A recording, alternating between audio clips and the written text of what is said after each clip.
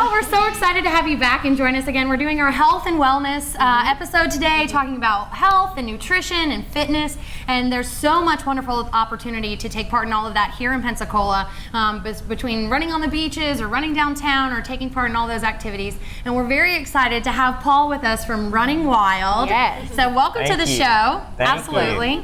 I think Running Wild has definitely become a staple in Pensacola. There are tons of running groups and running clubs that you can go and take part in. Most of them are free, and you can join in those different running clubs. And I know Running Wild has been around since like 2000 in Pensacola. Is that right? Yeah, that's Awesome. right. We started in August of 2000, actually. We actually first started in Gulf Breeze. We were there for about a year and then moved to downtown. Did you run across the bridge? Actually, we did. We did. Not with all the stuff. I'd be like, yeah, we like we're gonna move. Well, we moved. We were on Palafox in two different locations, Right. and when we moved from the first to the second, we actually used a shopping cart to move our stuff down. To move it just down the street. And we ran back and forth. That's awesome. Yeah. And now your location is in East Pensacola Heights.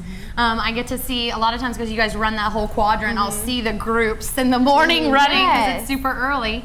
But you know, you've got all kinds of other activities. You guys do different runs, of course, promote different runs in the area. And then also at Running Wild, you guys do like a run test or a foot test, or explain to me some of that, because I know that I got measured years ago and it was so cool to do that running test and really see if you're running correctly or if you're landing on your foot correctly or all of those different things. Yeah, we do a few different things, and it's called a gait analysis and a form analysis, and it's all part of our fitting process.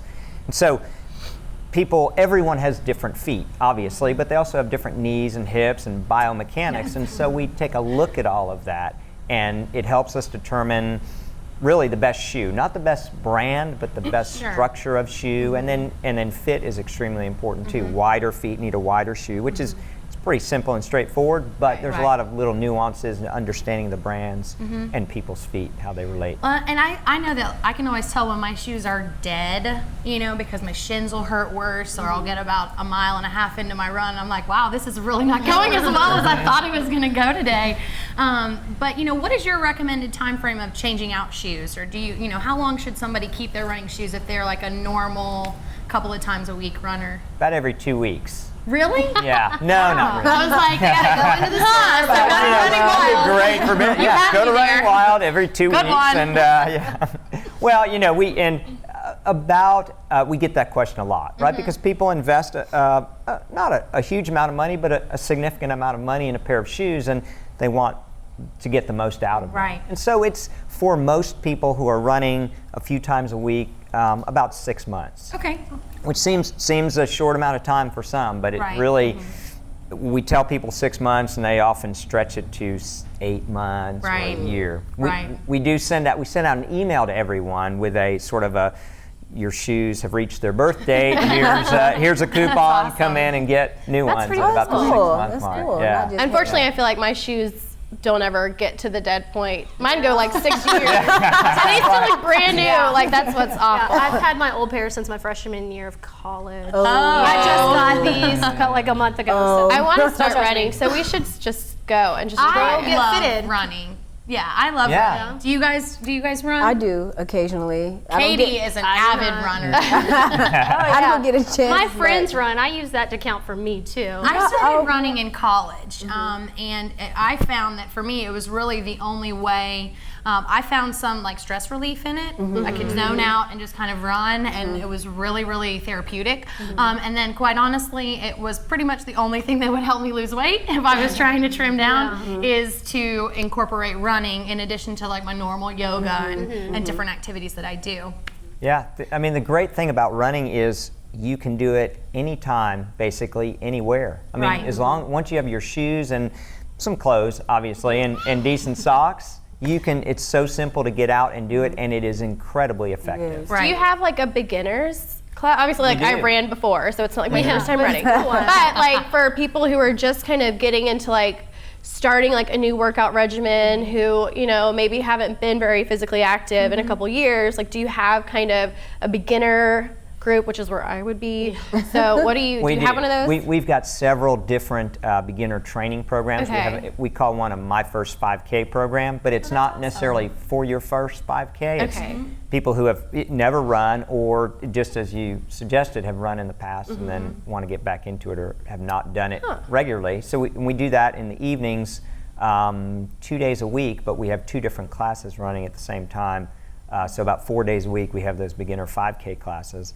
We do a marathon training program for those that are a little more advanced, or looking to do a little more. We'll get there in no time. And then we have those are in the evenings primarily, and we have morning runs too, just anyone can show up and run. And so they just have to meet at Running Wild. At Running Wild. Our evening runs, we start the 5K classes have a beginning and an end time. Okay. And so we have different class start dates, and all that's available on our website at runwild.com. Do you have to register for all of this? You do. Okay. Yeah. Okay. The morning runs, the Tuesday, Thursday, Saturday 6 a.m. runs, you can just show up and run. Okay. Because it's so early, nobody's really gonna... Yeah. Oh no, there's an entire crew. Yeah. There is. Because It's I go to the yoga. intense I go to yoga at 5:30 a.m. and so when I'm coming back, a lot of the first heat of the faster runners are finishing, and there's a huge group finishing you know, in the morning. So it really is a large, and you'll see, because I drive past them, you'll see the people at the front of the pack and the people at the back of the pack.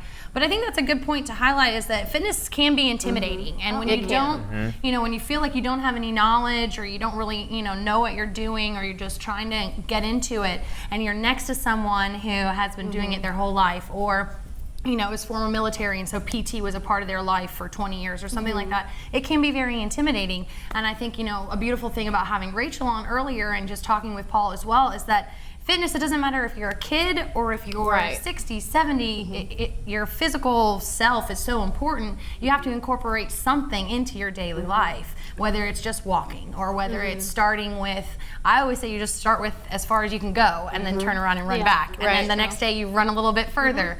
And then pretty soon, after you've done that for a couple of weeks, then you're like, okay, wow, I just ran 2 miles and that didn't feel bad. Let me go further. Yeah. So it is intimidating, but with these run clubs and having those beginner options, you can get out there and not feel too intimidated about taking part in those activities. Can kids kind of come with, like, if moms have kids in strollers, can they do that also? Absolutely. Yeah, all of our courses are relatively safe. I mean, we do have to cross some major roads, but for the most part, early in the day or late in the afternoon, they're okay to cross, even with a stroller. And then there's plenty of people running with you too that can help as well. We do that pretty often. We have our women's only group is starting next week. We have a meet and greet tomorrow night at 6:30. 6:30, and it's called the Fat Girls. P-H-A-T. Girls, yeah. Girls only. I didn't make that up.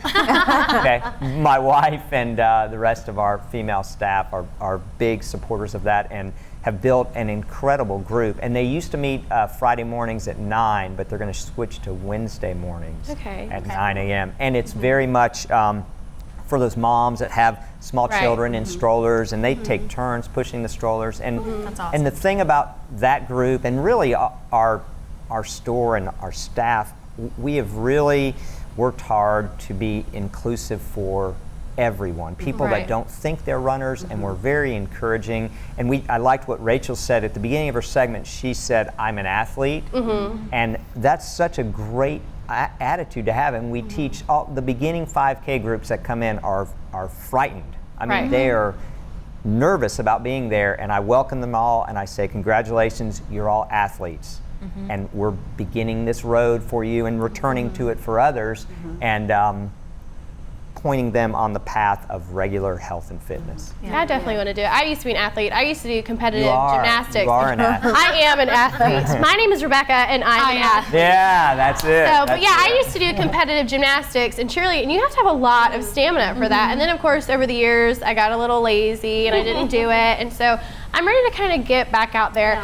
the whole women thing sounds cool, but I think I need like men in my running group because I read this thing where it's like you run like a hot guy's behind you. So that way like you just won't like give up and I'll just keep going. Because I know if it's all girls, I'll just give up. Be like, oh girl, you want to stop? Like let's take a walk. But if there's like men back there and I know there's like a guy right behind me running, I'm just gonna keep going. I don't care.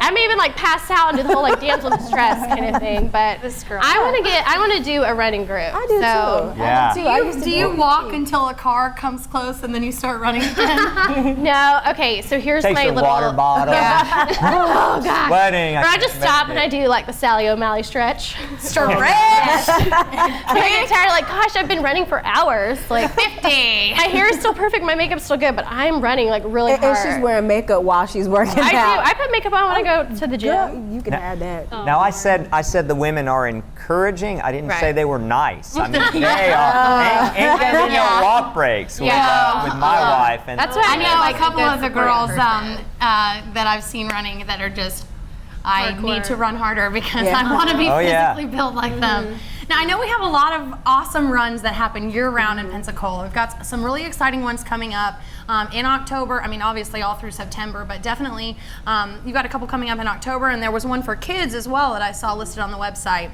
You want to tell us some about those runs that are coming up? I mean, we are moving into the time of year where there's multiple runs each weekend, from a 5K to a 10K to a mud run in October. So just about I will every be there. yeah, it's a great event. Oh yeah, I'm all about a warrior dash or a mud run. Yeah. It's awesome. I can't wait to get dirty. So there's just multiple runs each weekend in October. We've got that info on our website, and there's other places you can go, resources from there to get to.